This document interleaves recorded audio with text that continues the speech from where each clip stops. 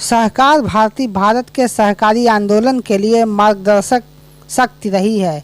यह देश में कई सहकारी संस्थाओं की स्थापना के लिए प्रेरक है।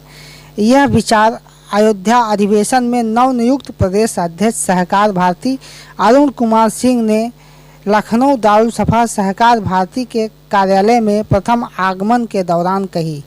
वहीं मत्स्य प्रकोष्ठ सहकार भारती के प्रदेश मंत्री कैलाश निषाद सहित सभी कार्यकर्ताओं ने प्रदेश अध्यक्ष को बुके देकर स्वागत किया।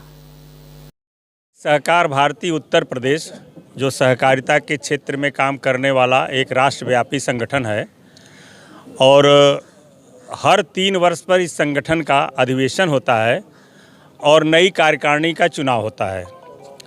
इसी क्रम में हर प्रदेशों में यह 3 साल जिसका कार्यकाल पूरा हुआ है उसका चुनाव होता है।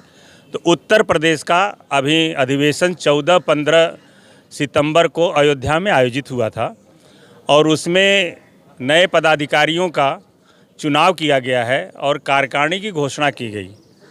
इसी के उपलक्ष्य में यहाँ लखनऊ महानगर के कार्यकर्ता, अगल बगल के कार्यकर्ताओं ने आज मतलब कि कार्यकारिणी के नए गठन के बाद एक पहली बैठक, छोटी बैठक विचार करने के लिए प्रदेश के सहकार भारती के महामंत्री जी, प्रदेश संगठन प्रमुख करमवीर जी और सह संगठन प्रमुख विजय पांडे जी, संपर्क प्रमुख अशोक शुक्ला जी, ऐसे तमाम सभी पदाधिकारी जो नए चुने गए, उनकी आज कार्यालय में एक बैठक थी और संगठन को आगे क्या करना है इस संदर्भ में विचार विमर्श।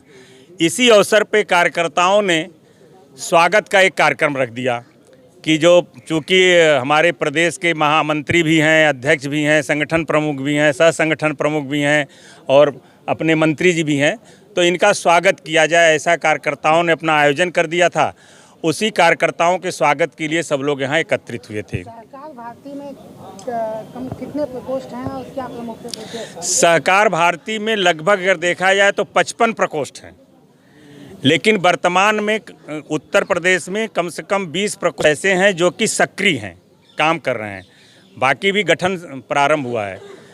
विभिन्न क्षेत्रों में सहकारिता जो है जीवन के जितने भी अंग हैं जिसमें आर्थिक गतिविधियां हो सकती हैं, जिसमें भी आप सोच विचार सकते हैं कि इसमें हमको काम करना चाहिए, उसमें प्रकोष्ठ बन सकता है। जैसे उदाहरण के लिए कि आप ये समझ लीजिए कि पैक्स प्रकोष्ठ है, साधन सहकारी समितियां बी पैक्स वगैरह हो गई हैं, उसमें जो किसानों के उद्धार के लिए, कल्याण के लिए समितियां चलाई जा रही हैं।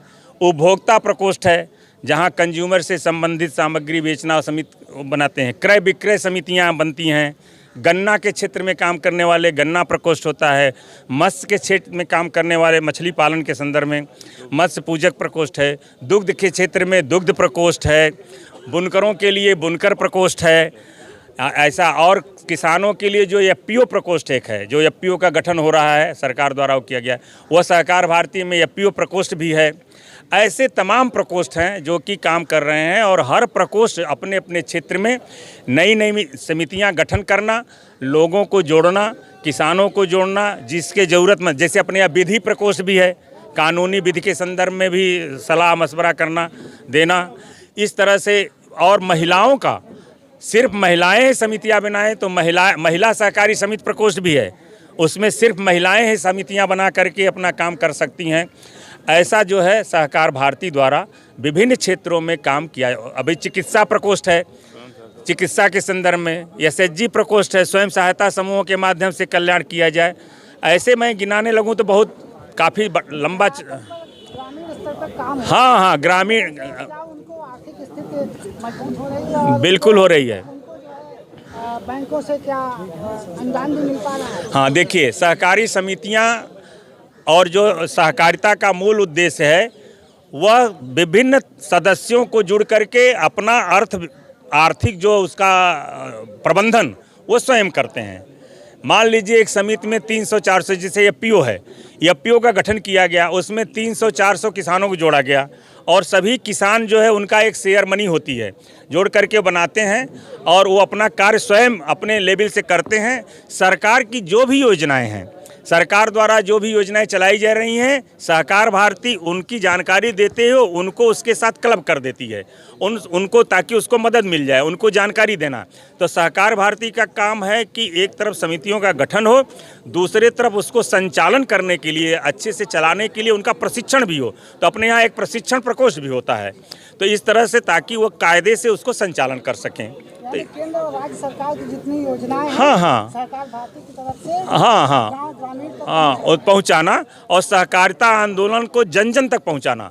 कि सहकारिता के बारे में कुछ गलतफहमियां भी हो गई थी। अभी उत्तर प्रदेश में सहकारी आंदोलन सही दिशा नहीं ले रहा है, तो उसको सही दिशा ले, और निश्चित रूप से वो उसका, जैसे कि गुजरात में, महाराष्ट्र में सहकारिता आंदोलन काफ़ी आगे बढ़ा, उस तरह से उत्तर प्रदेश में कैसे सहकारिता आंदोलन आगे बढ़े, इसके लिए सहकार भारती उत्तर प्रदेश प्रयत्नशील है। और आगे आने वाले 3-4 वर्षों में ये जो है निश्चित रूप से यहाँ भी एक नया कीर्तिमान साबित हो, क्योंकि यह भारत का सबसे बड़ा प्रदेश है।